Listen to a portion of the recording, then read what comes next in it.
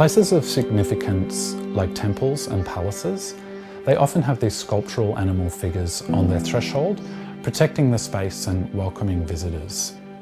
The artwork in South Bank is called Guardian Lion, and it too protects the city and welcomes visitors to the inner space of Melbourne. My name is Troy Emery. I'm an artist based here in Melbourne, and my practice consists of mostly figurative sculpture.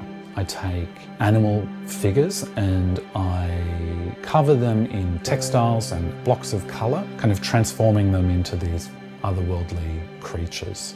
The sculpture in South Bank takes the silhouette of a mountain lion and it's superimposed with this radiating vortex of colour.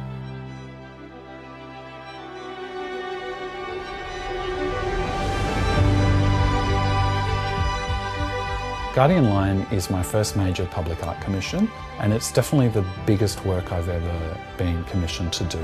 I've lived in Melbourne for 14 years. I have a studio here in Brunswick.